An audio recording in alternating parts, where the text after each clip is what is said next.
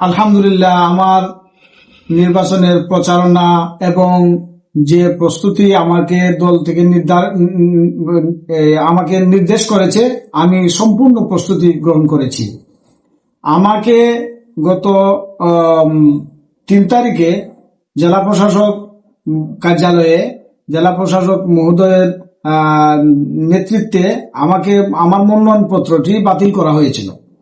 এটার কারণ ছিল যে আমি আমার মনোনয়ন পত্রের মধ্যে ব্যাংক অ্যাকাউন্ট নাম্বার এবং ব্যাংকের নাম সহ স্টেটমেন্ট আমি সংযুক্ত দেখাইনি।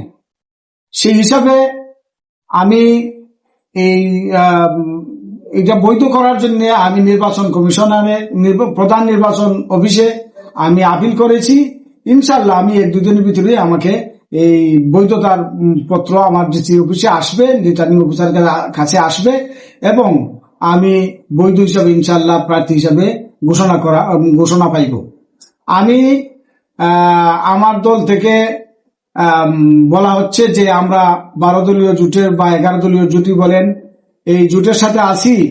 জোট আমাকে যদি মনোনয়ন দেয় তাহলে ইনশাল্লাহ আমি এই আগামী 13শ জাতীয় সংসদ নির্বাচনে ইনশাল্লাহ আমি বিজয়ী হব এবং জোটের যে সিদ্ধান্ত দেয় আমি শতভাগ এই সিদ্ধান্ত মেনে নিতে বাধ্য এবং প্রস্তুত আছি। আমি আমার সাধ্য অনুযায়ী আমার সাংগঠনিক ভাবে এলাকাতে আমার কর্মীদেরকে নিয়ে আমি প্রচারণা কাজ চালিয়ে যাচ্ছি।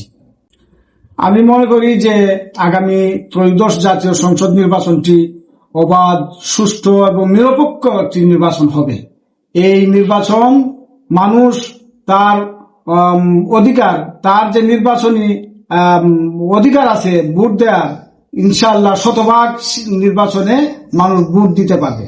আলহামদুলিল্লাহ, আমার সম্পর্ক তো বিএনপির ডাক্তার সাখাওয়াত হাসান জীবন ভাই, ওনার সাথেও আমার সম্পর্ক আছে।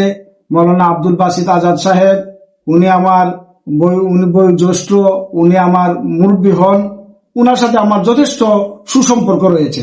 এছাড়া আরো যারা আছেন, আব্দুল মুক্তাদির ভাই সহ যারা আছেন, তাদের সাথে আমার নিয়মে আমার সম্পর্ক রয়েছে। আপনারা অবশ্যই জানেন যে বানিয়াচং এবং আজমিরগঞ্জ একটি বাড়ি অঞ্চল নামে পরিচিত। সেখানে জলাবদ্ধতা প্রায়ই থাকে। এলাকার ইউনিয়ন থেকে থানা পর্যায়ের যে যোগাযোগ, সেই যোগাযোগটাও সঠিকভাবে নাই এবং থানা শাখার যে হাসপাতাল গুলো আছে, মানুষ চিকিৎসা সঠিকভাবে নিতে পারে না। শিক্ষাঙ্গনেও অনেক কমতি আছে, যেটা হওয়ার মতো।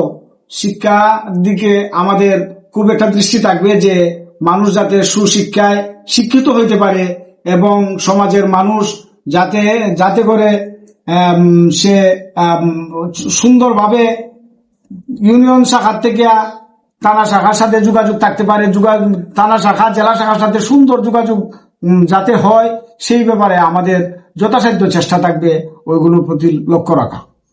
আমি মনে করি যে 11 দলীয় জোট থেকে যদি আমাকে মনোনয়ন দেওয়া হয়, ইনশাআল্লাহ আমি বিজয়ী হব। ইনশাআল্লাহ আমি শতভাগ আমি আশা করতে পারি যে আমি নির্বাচিত হব।